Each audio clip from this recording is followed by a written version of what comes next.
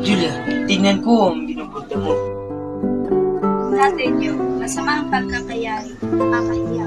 Isang silip lang, hindi ko iipuin. Sa ibang araw, oo, pagkatapos ipapakita ko sa'yo. Hindi ba ito? Oo, kandidat ang mayayariin ng hindi ko. Ano na, tignan ko lang. Huwag mo nga akong tuyain, pangit nga mga daliri ko.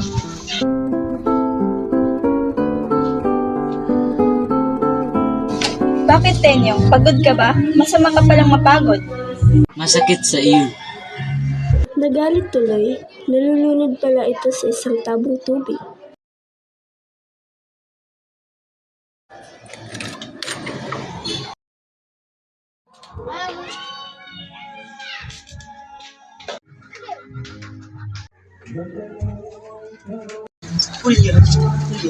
Julia ko.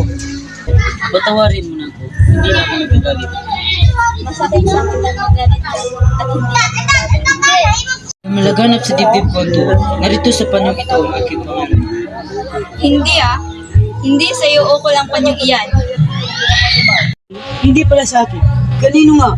Sa amo, yayaalay ko sa Pasko. Sa amo man ito o sa demonyo? Bakit ang litrang A, N, at F? Oo nga, sapagkat ang A ay amo at ang N ay natin at ang F ay fraile. Ang malaking ispustahan. Sadyang nagpapanting ang aking tinga. Nakaganti na ako.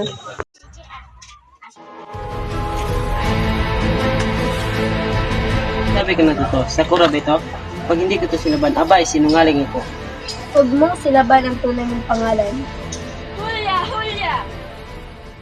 Saan mo inalagay ang barkong Makato? Manong Tinyong! Lucas. Dinakip ng tatang munang voluntaryo ng Santa Maria. Ha? Saan siya dinala? Sa Bulacan daw po siya dadalhin. Tiya, ako'y paparoon muna at susunod sa tatang. Hintay ka sandali at kami sasama. Hulya, magtapis ka. Si Kapitan Luis, ito yung tagaroon. Sinong tao ito? Mason po yata mo. Kung hindi man mason, marahil, hindi gusto. Sapagkat kung siya'y sumulat, maraming ka, kabayo. Hindi mo ako kabaya mo. Ito, hindi ikaw. Ang sulat niya ang tinutukoy ko. Pag sumulat siya ng kabayo, may K. Lahat ng si pinapalitan ng K. Masamang tao yan, na rapat mamatay. Marcelo, si Kapitan Piton, si Kapitan Miguel, at si Juan Dipas ay daragdagan ng misyon. Hindi na sila makakain. E ano naman kung hindi sila makain? Di mabuti na para mamatay na sila lahat. Opo, amo. O ang mga katawan nila at kawawa namang pagmasdan. Loko ito, walang awa-awa. Duro kidoro.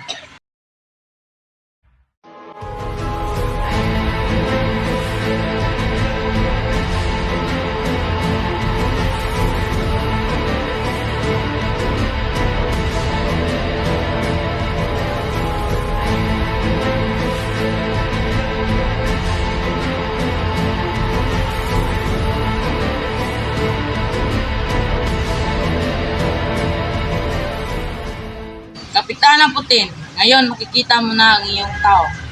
Ibinilin ko na sa alkalde na huwag pahirapan at kaluin. Sinabi ko na rin na bigyan ng mabuting plan. Salamat po, amo. Aakyat muna kami saglit sa gobernador. Sasabihin ko na pakawalan mo na ang mga bilanggo. Nakakaawa naman sila. O amo, Tinyong, kaysa sa among bata, bakit hindi ka humalik sa kamay ng amo? Ang kamay po pumapasar na kapo ay hindi dapat hagkan. Ina, huwag po kayo maniniwala sa sabihin ng gobernador na pakawalan si tatang. Pagkus, ipagbibilin para patayin na lang ng lubusan. Hulya, pinagbigyan na kita. Alam ko na ikaw ay nagbulag-bulagan sa pagmamahal mo sa pinsan mong si Timyo. Kahit na masakit sa loob ko na pinapayagan kita makipag-ugnayan sa kanya. Hulya, halos isang taon na siyang hindi sumusulat sa iyo. Ano pa ang hinihintay mo? Naniniwala akong kinakalimutan ka na niya. Ina, hindi ko totoo iyan. Mahal po ako ni Tenyong at hindi niya magagawang libutin ako. Hulya, alam mo si Tinyong ay isang lalaki. Makisig at binata at may pinag-aralan. Baka may ibang babae nang nagkagusto sa kanya at siya'y matukso. Kilala ko po si Tenyong at hindi niya kayang saktan ang aking puso. Mas lalong hindi niya kayang talikuran ang aming sinumpaan. Ang mahal ko po si Tenyong at kamatayan lamang ang makapaghiwalay sa amin. Kuya, ibiak ang loob mo. Ngayon ay paparito si Miguel at ang kanyang ama. Sila ay pagpapakitaan ng mainam.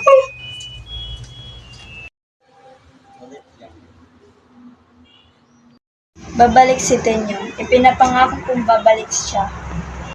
Monica. Po? Naroon ka kay Lucas at sabihin mong hinihintay ko siya. Saglit lang. Po. Aling Julia, ako po to si Kulas, kambal Lucas. Meron pa po ako kasi may sakit si Lucas. Alam mo ba kung saan naroroon si Manong Tenyong? Maaari mo bang ihatid sa kanya? Opo.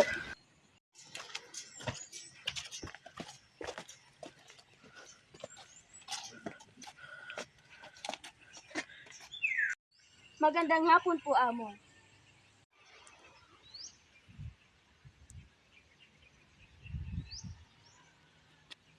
Ito po tayo, Amo.